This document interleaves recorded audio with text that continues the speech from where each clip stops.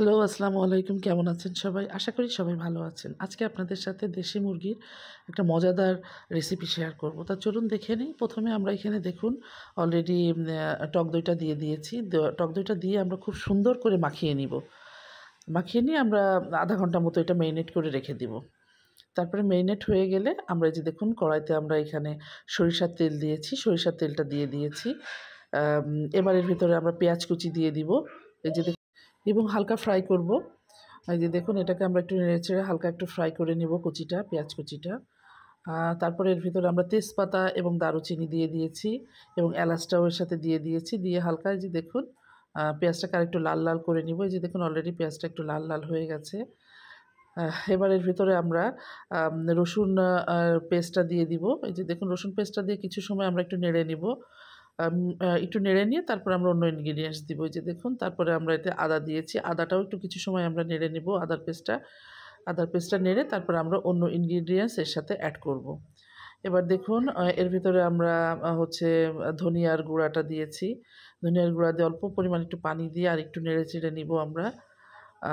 নিয়ে আমরা এভাবে আস্তে, আস্তে মশলাটাকে অ্যাড করব। কিন্তু একবারে দিব না। একটু সময় নিয়ে মশলাটা সুন্দর করে একটু ভেজে নিয়ে তারপরে আমরা এটাকে দিব। এই যে দেখুন হয়ে গেছে এটা ভাজা। এবার এর ভিতরে আমরা জিরার গুঁড়াটা দেখুন এই যে জিরার গুঁড়াটা দিয়ে দিয়েছি। দিয়ে এবার এটাকে আরেকটু নেড়েচেড়ে এর ভেতরে আমরা মাংসটা অ্যাড করে নিব। এই যে দেখুন মাংসটা আমরা অ্যাড করে নিয়েছি। নিয়ে এবার সুন্দর করে একটু নেড়েচেড়ে নিব। এবার দেখুন এর ভেতরে তারপরে আমরা একটু হলুদের গুঁড়াও অ্যাড করে নিব এখন আমরা এর সাথে। এই যে।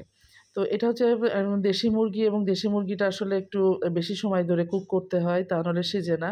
এইজন্য দেখুন আমরা এটাকে ১ম এ একটু কষিয়ে নিব, তারপর আবার একটু কষানোর পানি দিয়ে দিব। তো দেখুন এবং এই রেসিপিটা আপনারা ফলো করলে অবশ্যই আমি আশা করছি আপনাদের ভালো লাগবে। দেখুন আমি এখানে লাল মরিচের গুঁড়া দিয়ে দিয়েছি।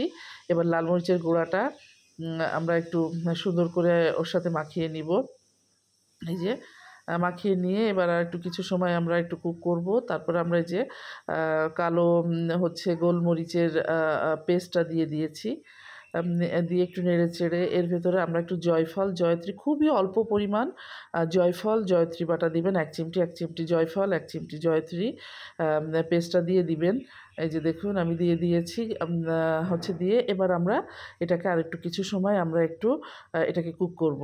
এই যে দেখুন তারপরে এটা যখন কষানো হয়ে যাবে, কষানোর মতো হয়ে যাবে, এই যে দেখুন আমরা লবণটাও অ্যাড করে নিয়েছি। আমাদের প্রায় কষা, কষা ভাব চলে আসছে। এবার এর ভেতরে আমি আরেকবার কষানোর জন্য আমি আরেকটু পানি এর সাথে অ্যাড করে নিব। এই যে দেখুন পানিটা অ্যাড করে নিচ্ছি এবার।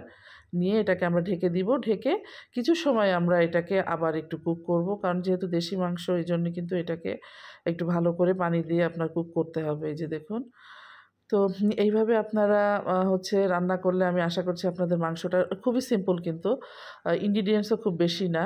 তো এইভাবে আপনারা রান্না করে কিন্তু খেতে পারেন। এই যে দেখুন আ অ্যা আপনার এটা আবার এই যে কষা, কষা ভাব চলে আসছে। এবার আমরা এটাকে আবার একটু ঢেকে দিয়ে এই যে দেখুন একেবারে পুরাপুরি হয়ে গেছে কষানো। এবার এর ভিতরে একটু আলু দিয়ে দিব। আসলে মুরগির মাংসে একটু আলু না দিলে ভালো লাগে না। মুরগি বলেন, গরু বলেন, একটু আলু দিলে কিন্তু ভালো লাগে। এই যে আলু দিয়ে আমরা আরেকটু কষিয়ে তারপর আমরা ঝোলের পানিটা এর সাথে অ্যাড করে নিব। এই যে দেখুন একটু কষাবো আমরা কিছু সময়, কষিয়ে তারপরে আমরা ঝোলের পানিটা এর সাথে অ্যাড করব। আহ তো এই যে দেখুন ঝোলের পানি দিয়ে দিয়েছি। দিয়ে আমরা কিছু সময় একটু হাই ফ্লেমে করব। তারপরে যখন এটা একটু উতল উঠে যাবে তখন আমরা একটু লো ফ্লেমে এটাকে কুক করব। এই যে দেখুন মিডিয়াম লো ফ্লেমে। তো এবার আমরা এটাকে ঢেকে দিব। ঢেকে দিয়ে তারপর আমরা কুক করব এটাকে। তো আশা করছি আমার এই রেসিপিটা আপনাদের ভালো লাগবে। ভালো লাগলে অবশ্যই আপনারা আম রান্না করে আমাকে জানাবেন কমেন্টে যে কেমন হয়েছে।